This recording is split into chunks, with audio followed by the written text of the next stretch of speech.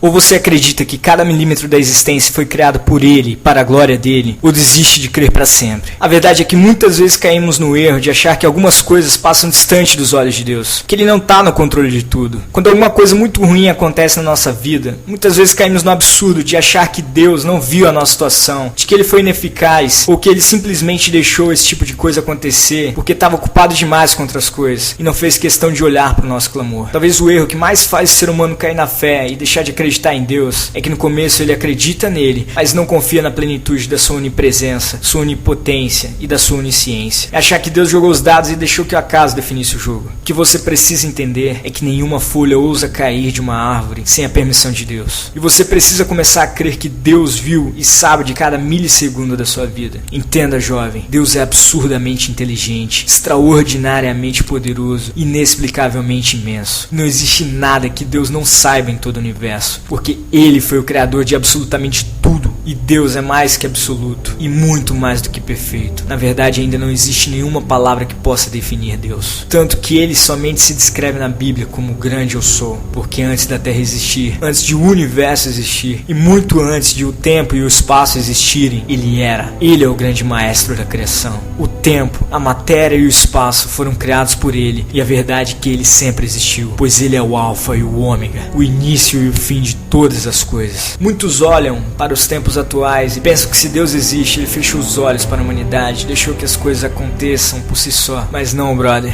Deus pôs um fio que se iniciou lá no começo de toda a criação e só vai terminar quando Ele voltar. Só que aí é que tá. O fim de todas as coisas será apenas o começo. Não tente imaginar Deus como alguém ilógico, porque a lógica trabalha em favor dele. Porque por mais que isso tudo pareça não haver nenhum sentido, Ele vai mostrar o sentido de cada coisa no tempo dele. Porque o sentido, na verdade, é Ele. E quando Ele voltar, eu imagino que a glória dele será tamanha que nem mesmo os maiores artistas, personalidades e mais nobres reis da terra juntos não conseguiriam sequer chegar perto do tamanho da glória dele. Sendo que, se Ele não conservasse a mente de todos na humanidade nesse dia, absolutamente todos entrariam em histeria ao ver a glória do Filho de Deus descendo sobre as nuvens do céu. Quando Ele vier, ninguém vai conseguir ficar sem adorá-lo. Tanto os que forem salvos como os condenados, todos irão sentir o desejo de louvar a Ele. E muitos pensam que a eternidade será como uma escravidão, onde as pessoas serão obrigadas a repetirem frases de adoração a Deus. Mas acredite, irmão, lá no céu ninguém é obrigado a adorá-lo. Lá todos fazem isso porque não conseguem fazer o contrário, diante de tamanha e maravilhosa glória. É como se você estivesse diante do seu maior,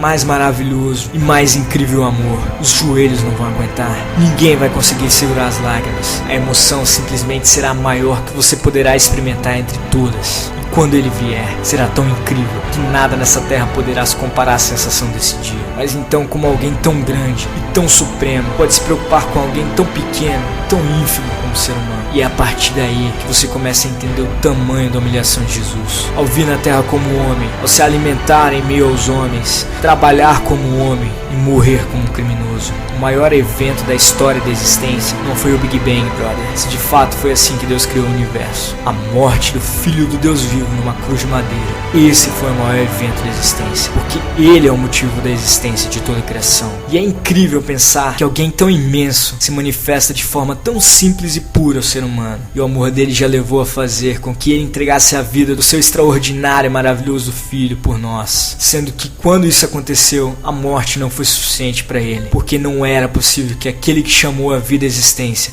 fosse retido pela morte. E será que esse Deus não é digno da sua confiança? Será que esse Deus não é a fonte de toda alegria? Será que existe algo do tamanho do valor da amizade dele? Será que em todo o universo existe algo que possa se comparar com aquele que o criou? Será que existe algum tesouro maior do que o amor dele? O homem, cujo tesouro é o Senhor, tem todas as coisas concentradas nele. Outros tesouros comuns talvez lhe sejam negados, mas mesmo que lhe seja permitido desfrutar deles, o usufruto de tais coisas será tão diluído que nunca é necessária a sua felicidade. E se lhe acontecer de vê-los desaparecer um por um, provavelmente não experimentará a sensação da perda, pois conta com a fonte, com a origem de todas as coisas, em Deus, em quem encontra toda satisfação, todo prazer e todo deleite. Não se importa com a perda, já que em realidade nada perdeu e possui tudo em uma pessoa, de maneira pura, legítima e eterna.